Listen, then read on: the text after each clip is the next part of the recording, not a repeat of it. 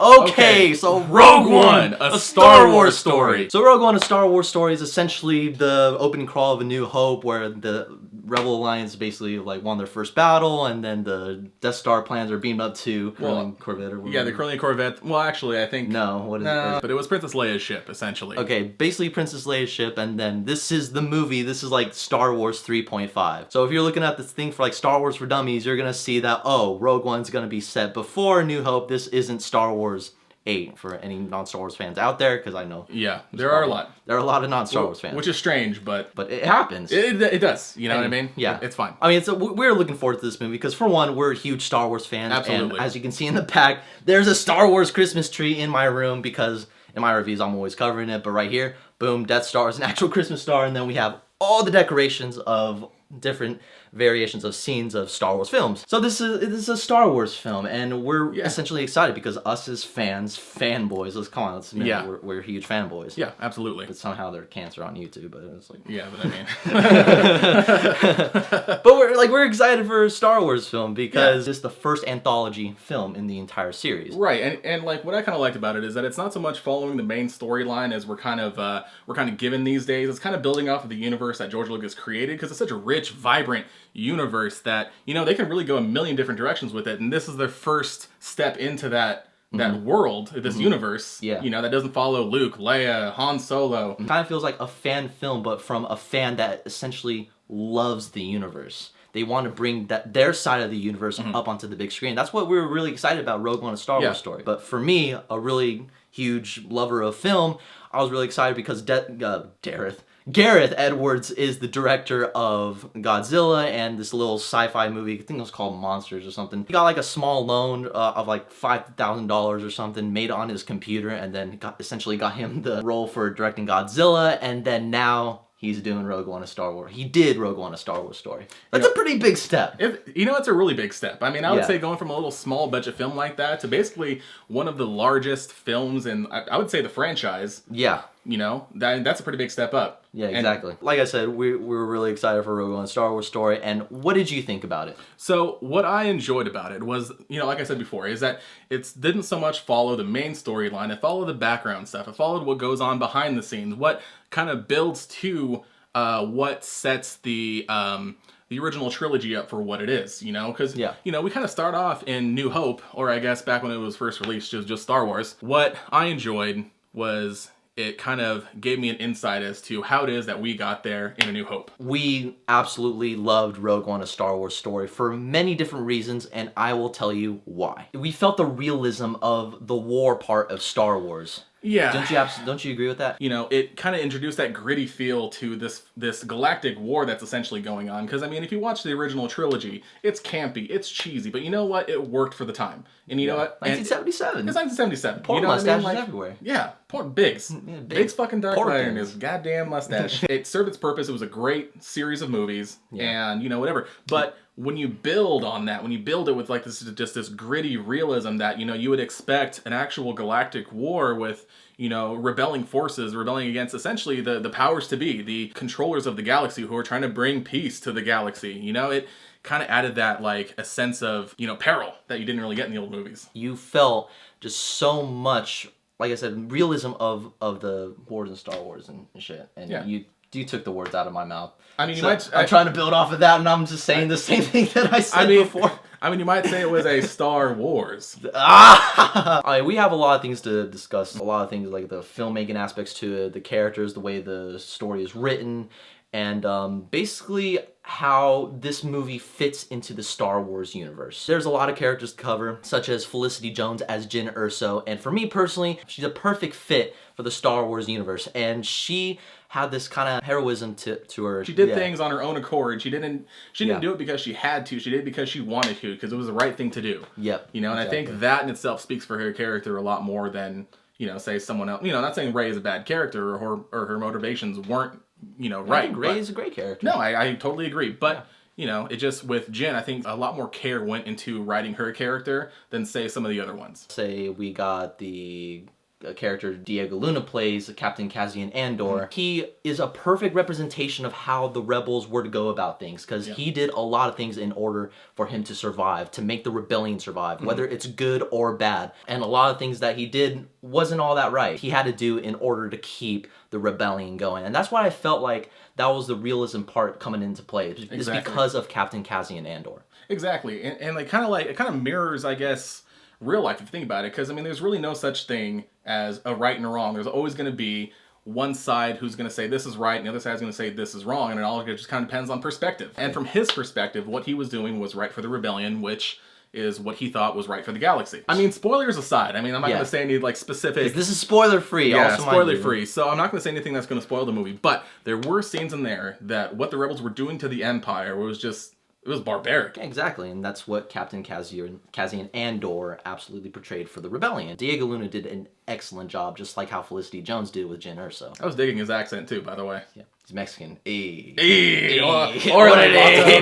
But we also have like characters like K2SO, the droid. That's kind of like the comedic relief of the movie. I felt. It was very dry British humor that I picked up on, but it was a good relief. But it worked. I felt absolutely. Some like a couple of lines that he did, I'm not gonna spoil it, like where he says it or when he says it. Some of them I felt like were kind of out of place. They were a little bit out of place, but at the same time, I can see why they would need to add him in there, just because they need like a C-3PO-esque character, and he's sort of like the anti C-3PO. But we also have like characters like what's this Donnie Yen's character name? Chirrut Inouye. I could not pronounce that for the life of me. I still can't pronounce it. And we just the blind dude in the trailers. Yeah, but he was kick-ass. Scenes that he was in. Ooh. I mean, I wanted more of him. That was the thing. I want a spin-off of Chirrut. This movie had a lot of characters to cover. A lot of the movie doesn't really explain where these characters come from. That's one of the main problems I had with some of these characters. They didn't so much flesh out a lot of the characters. Yeah, the ones that fleshed out the most were Felicity Jones' character, Jyn Erso, and Diego Luna's character, Captain Cassian Andor. I just wish that they would have expanded more on, let's say, the Donnie Yen's character, or his partner's character, or even the Riz Ahmed character. I mean, he didn't really get to do much in the film. I mean, he really didn't. I mean, he was just kind of like the side character. Like, he was a side character to the side characters. Yeah, exactly. He was just kind of there. Based off of acting and how this movie was able to present their characters, it was very well done. And I believe that there's a lot of memorable characters, well, some forgettable characters as well. Yeah. Just like the Riz Ahmed's character, but... Yeah. I mean, when there's a side character like Donnie Yen... Yeah. I think he's one of the most memorable side characters I've probably seen in 2016. This guy's my brother, by the way, in case you haven't understand. Yeah, I mean, I know. How did you become my brother? You really want to get into that? Were you created by midichlorians? Yeah, but see, my midichlorian count isn't high enough, so I can't be a Jedi. There's a number of midichlorians that I don't have enough of. Gotcha. So I just simply cannot be a Jedi, according to prequels. Maybe you're Snoke. Maybe I am. Oh, and what about some of the practicality of Rogue One, a Star Wars story? Alright, so I would say taking Star Wars out of it. If I'm going into this as a non-Star Wars fan, I'm just going to see a movie. A film. I'm just going to see a fucking movie in space. I would say a lot of the cinematography that they did was beautiful. Beautiful. A lot of the planet shots, a lot of the ship shots, a lot of... Again, not spoiling anything, but a lot of the shots that they had, almost a first-person view of flying through space on one of these fighters, it was incredible. I actually kind of like went back on my seat a little bit just to kind of take it all in. Just to kind of say like, ooh, like, okay, I'm in. Yeah. I'm in it now. You're in the Star Wars. Exactly. I wasn't seeing a movie. I was experiencing something. I was the R2 unit in the back of that ship trying to fix shit. While you fucking get your shit blown out of the sky. I get my shit blown out of the sky. But the cinematography, there's just so many things said on how powerful, let's say, the Empire was. Right. That one shot like that you saw in the trailer, this is really a spoiler, but that one shot you saw in the trailer with the Death Star eclipsing that sun, that represented the power and the strength of the Empire. And that's why I kind of liked about the cinematography, because there's just a lot being said on good versus evil aspect of the rebellion. Just on visuals Empire. alone, exactly. Yeah. And kind of touching down on that point that you made about them eclipsing the sun, it was almost like them saying like, yes, they are powerful. Do not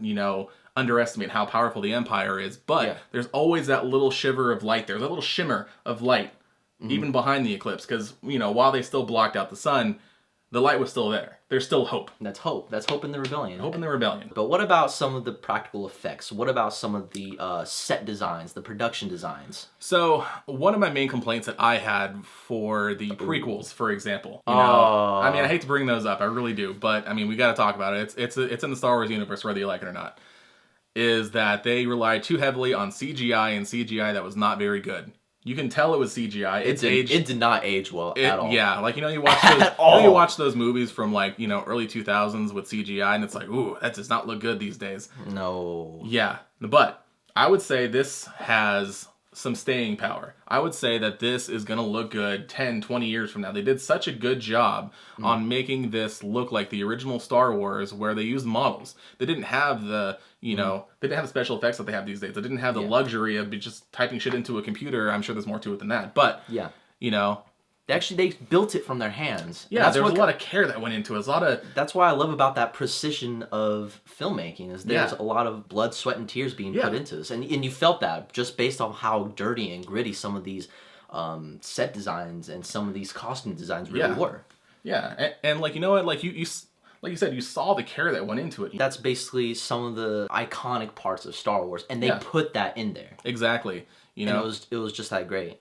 There's a lot of familiar sounds with it, like the TIE Fighter sounds. Yep. You were familiar with the blaster sounds. Exactly. Especially, and they added a couple new sound designs to it. Yeah. That kind of make it feel that it's not riding too much off the nostalgia. Yeah, it's not just riding coattails. It felt new. Yeah. Yeah. You know, felt new at the same time, but you know, it's based off like it's before. new and familiar. Yeah, but also like you can't have a Star Wars story without some of its groundbreaking special effects, because that's how the original Star Wars was in the first place. Now that we have some of the practicality and stuff, well, what about that CGI? Because you gotta have CGI in that Star. I mean, Star of course. Movie. Of course, you're not going to have an epic space battle with just models. I mean, you could, but it's going to take a lot longer than it should. You can see the battle scars on these ships. You can see, like, the details, the small little details of these ships. Like, for a while there, like, for the first few parts of the movie, I was looking at the Star Destroyers and like, oh shit, is that a model? It looked that good. Yeah, that was kind of the one things about like I was bringing up how nostalgia, and that was one of the things of nostalgia that worked for this film, is because they use actual scales. They use like those little prop things to where it feels like this is a real thing. Yeah. Instead of just using all out CGI. Yeah. But when they do use CGI, they do it tastefully. I believe it's groundbreaking. The dogfight scenes with the X-Wings. I was waiting for that. I was waiting for the whole movie. I'm like, all right, when am I going to get a fucking dogfight scene? Yeah, it's not really a spoiler because you did see in the trailer. And you know what's going to happen. They are beautiful. Yeah. It was a visual eye candy to actually witness up on the big screen. Yep. It absolutely felt like you were in the middle of a space battle. Yeah. And not the space battle of a Coruscant. Buzz droids. No, don't bring up the prequels now. So we talked about like cinematography and what actually went into the film. Was there anything that you didn't like about Rogue One? There were a couple scenes in there that I didn't much care for, which I'm not going to say specifically because I don't want to spoil anything. However, there were a couple lines in there that I felt like were written for like that cheesy comic relief. Yeah. Yeah, like it didn't fit. It didn't belong in there, and it's just, you know, I get they're trying to appeal to a larger audience because, you know, at the end of the day, it's about making money. I get that. Because it's Disney. It's Disney.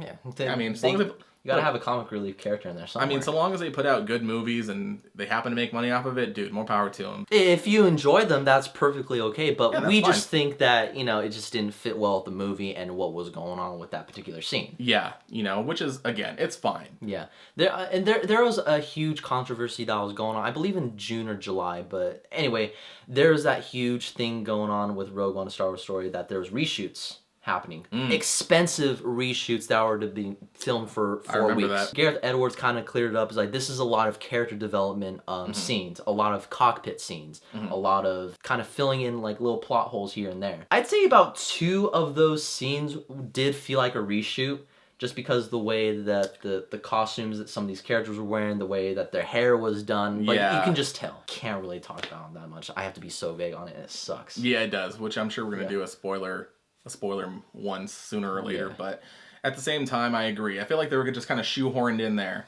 and like for the purpose of, you know, like you said, building character, which is good. I would rather have them, you know, flesh out these characters so I care more about them than having them just be some dude on a screen. Yeah, exactly. Like the minute you stop thinking that you're in a movie theater and you're actually sitting there watching this thinking like, being concerned for these characters, feeling concerned for the plot, feeling concerned for what's going on, like, you know, then you've done your job as a filmmaker, you know? You've sucked the audience out of the shitty world that they're living in and put them in your awesome world. But Rogue One, I feel, is just an excellent addition to the Star Wars universe. It was the beautiful cherry on top of the Star Wars cake. Yeah, exactly. Just it's an anthology film. And it's the first one, and for Disney to kind of kick that off, I believe they did an excellent job. Yes, I would say that this is a very good first step in the right direction. Let's just hope that the Han Solo movie is as good as this. We'll see, because there is a lot of backstory to Han Solo. There is. Just like how there was a lot of backstory into the Rebels getting the Death Star plans. Again, they made a full trilogy off of Luke talking about the Clone Wars to Obi-Wan. Oh, it happened. It happened. God. As much as I don't like to talk about it, it happened. But there's also a couple things where, let's say story and pacing, it was a little bit off, but it wasn't too much to the point where it bugged me. It was kind of like a little itch, and I was like, whatever. I wish it could have been done better, but I didn't jot off any points for it. It was just something to throw out there and just, say that I'm not oblivious to these sort of things. Yeah, exactly. I mean, I understood why they had to go the route that they did when it came to putting the movie together. I get it. Yeah. But, you're right. I just feel like, you're in this one situation with these the certain feelings about something, then you're automatically in another world dealing with something completely different. It's like, well, what the fuck? And then now you're like, oh, I guess we're here now. Yeah, But the beauty about how they did it is, it led into something a lot more important, a lot more something that was at stake. And then you're like, wow, okay, I guess that problem I had beforehand just didn't really matter now. Yeah. Because it led into something. That's the best thing I can describe this movie. It kept leading into something that was more and more emotionally impactful. It kept snowballing. Yeah, exactly. I honestly believe that it's one of the best films of 2016 for me. Yeah, I would put it up there. Yeah. One of the best. I don't know where it's going to fit on my... it's not 9 Lives. Kevin Spacey, okay? It's not Norm of the North. On a scale of my... your rating system. Do you watch my videos? I watch your videos. I know that there's Legendary, there's, Full Admission, then Matinee, then Redbox and Netflix, and then Abomination. Okay, I wouldn't give Abomination or Redbox, even though I probably still will Redbox it. Alright, fuck it, I'll just buy it. Yeah, I'll buy it. I'll just buy it. We're Star Wars fans. We collect we have the prequels in our collections. Yeah, I don't want to talk about that. Okay, anyway, what would you rate Rogue One: A Star Wars Story? Legendary. Legendary? Legendary. Me too. I'm gonna say Rogue One: A Star Wars Story is absolutely legendary. One of the best films of 2016, in my opinion. And Rogue One: A Star Wars Story is a film that we believe that you shouldn't miss, and you should go see in theaters. Even if you're not a Star Wars fan, go and see it. Just enjoy yourself. It's a good trip. Yeah. Now let's prepare for all the Disney paid us, all those comments. Well, alright guys, thank you so much for watching our review/discussion of Rogue One: A Star Wars Story, and we want to know what your guys' thoughts are about the film, and what is your favorite Star Wars films thus far. Whatever it is, let's have that discussion down below. And as always, you can follow me on Twitter, Facebook, Instagram, and all that social media shit down below. Keep in contact with me. Don't forget to hit that subscribe button. And as always, guys, may the Force be with you.